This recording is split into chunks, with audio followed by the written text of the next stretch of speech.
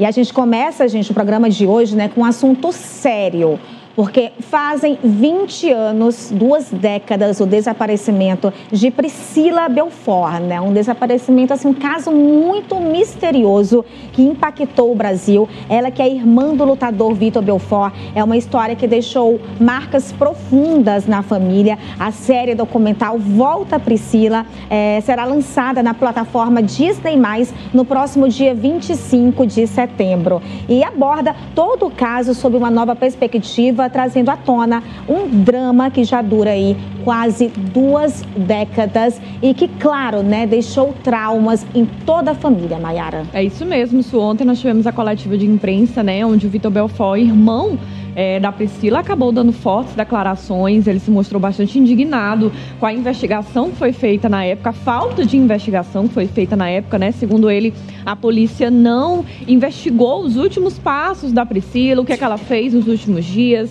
nas últimas horas. Os últimos 10 dias da Priscila não foram aí investigados pela polícia. Então, essa série, segundo ele, vai trazer informações importantíssimas sobre a omissão que foi dada ali na época. Vamos acompanhar um trechinho da coletiva do Vitor. Quando você vê do primeiro capítulo ao último capítulo do episódio, vocês vão montar um quebra-cabeça e vocês vão fazer um trabalho de vocês. Naquela época, foi o que eu falei, a maior indignação, como é que eles ficaram só numa investigação? Para pensar. Não abriram, né, não investigaram os últimos 10 dias da Priscila, o que ela estava fazendo. Vocês vão entender como é que não. E o caso da minha irmã agora vai ficar o quê? Na delegacia de sequestro? Ela tem que estar na delegacia desaparecida, onde tem que estar o caso da minha irmã. Eu quero dizer que eu perdoo todos aqueles que estão envolvidos no caso. Eu já perdoei você. Você não me deve nada. Mas a gente quer justiça. Justiça é a palavra que a gente tem que estabelecer no Brasil. Se o Brasil for conhecido pela sua justiça, a gente, como brasileiro, fez um bom trabalho. Eu sei que a gente pode fazer isso. Que coisa, né? Um depoimento muito forte. Com certeza esse desaparecimento impactou e continua impactando e deixando traumas em toda a família do lutador, né? Esse caso aconteceu em 2004. Nesse ano, realmente completaram aí 2 décadas o desaparecimento da Priscila. E assim, para quem não lembra, para quem não recorda sobre o que aconteceu de fato, né? O que aconteceu foi o seguinte: ela estava no Rio de Janeiro, exatamente numa sexta-feira, dia 9/1/2024. A Priscila acordou com cólica, meio indisposta, e a sua mãe, Jovita Belfort, em 2004. A Priscila acordou aí com cólica e um pouco indisposta, e a sua mãe, Jovita Belfort, a leva de carona para o centro do Rio de Janeiro, onde trabalhava num prédio localizado na Avenida Presidente Vargas. Priscila chegou no escritório por volta das 11 horas da manhã, fez algumas ligações telefônicas e um funcionário do prédio em que Priscila trabalhava a vê caminhando desatenta pela última vez por volta das 13 horas na Avenida Marechal Floriano. Jovita disse que a Priscila estava com pouco dinheiro, sem cartões de banco e com o celular descarregado.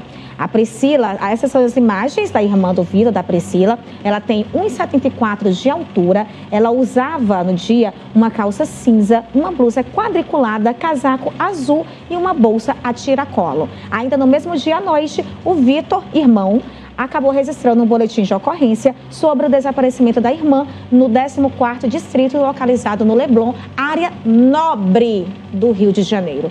3 dias depois, o caso ganhou repercussão nacional. E é exatamente isso, né? O Vitor acaba dizendo aí nesse depoimento, nessa coletiva de imprensa que teve, que acredita que existiram falhas na investigação, porque eles apontaram e seguiram apenas uma linha de investigação, não ampliaram isso, né? Não mostraram, não viram caso sobre outra perspectiva, e ele acredita que isso acabou prejudicando, né? E aí não encontrando a irmã até hoje. Isso também deixou marcas profundas não só ali na mãe, no irmão, mas também nos filhos do Vitor Belfort, né, Mai? Isso mesmo, a Joana Prado, que também participou ali da coletiva, né, esposa do Vitor Belfort, falou sobre isso, em como isso afetou a criação até dos próprios filhos do Vitor e da Joana, porque ela disse que depois que isso aconteceu, ela não queria mais que os filhos saíssem de casa, saíssem de perto dela, né? Ela tinha aquele receio de que o que aconteceu com a Priscila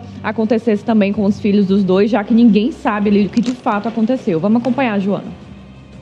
É inadmissível. Para mim, assim, é louco mesmo você pensar como que uma pessoa desaparece, né? Foi como a Jovita falou muito bem, a gente nasce sabendo que um dia a gente vai morrer, mas ninguém nasce sabendo, esperando que um filho desapareça.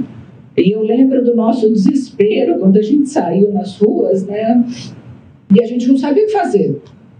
A gente não sabia para onde ir. Não tinha protocolo nenhum. Né? Não existia um protocolo como existe hoje, graças a Jovita e a ajuda de algumas pessoas que elas conseguiram implantar delegacias especializadas para isso. E essa é a nossa dor até hoje, né? 20 anos se passaram. E eu, mãe de 3 crianças, vivi um trauma por muitos anos, a ponto de não deixar os meus filhos irem para nenhuma viagem de escola, nenhum passeio de escola. Os meus filhos, coitados, a gente ia num shopping center, a gente andava praticamente os 5 juntos, acho que isso que a gente ficou tão unido também, porque a gente era sempre tão grudado um no outro. E aí, claro, graças à misericórdia, né, de Deus, eu consegui ser liberta disso, mas a minha parte carnal ainda gritava, e quando eu deixava eles irem para algum passeio da escola, eu escrevia o meu número do celular bem grande aqui no antebraço deles, mas aos pouquinhos eu fui me libertando. Olha, a gente fica em choque com toda essa situação. Estava até comentando aqui que eu fiquei muito emocionada com esse depoimento da Joana Prado, né? Super entendo como mãe, deve ter sido muito difícil a criação dos filhos, principalmente nessa fase aí de adolescência, né? Aquela fase de criança passando para adolescência. Gente, que difícil você lidar com o desaparecimento de uma pessoa, de um familiar, 20 anos, sem ter um sinal. E olha que é um caso de repercussão nacional. Isso que eu não entendo, né, Pedrinho? Exatamente. E o pior, a gente sempre se coloca no lugar da pessoa, né? Imagina você, sua mãe ou seu pai, por exemplo, desaparecer, passou 20 anos disso, você não ter uma única informação.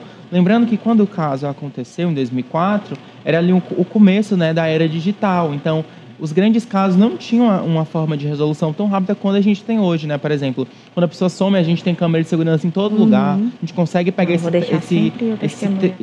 o caminho que a pessoa trilhou, né? E aí, no caso dela, não tinha, e a gente fica com aquele sentimento de como seria hoje em dia, né? A gente fica muito triste, né? Porque eu mesmo não imagino a dor que ele deve sentir depois de 20 anos, né, gente? 20 anos não são 20 dias, são 2 décadas aí sem uma notícia da irmã. Deve ser, assim, uma dor imensurável. Boa observação, Pedrinho. Realmente, em 2004, a internet estava começando a engatinhar e a gente não tinha essa dimensão que a gente tem hoje, que em segundos tudo se multiplica, né? Boa observação. Mas é isso, a gente sente a dor dessa família e a série Volta Priscila vai ao ar no dia 25 de setembro na plataforma Disney+, para quem tem interesse em acompanhar, tá?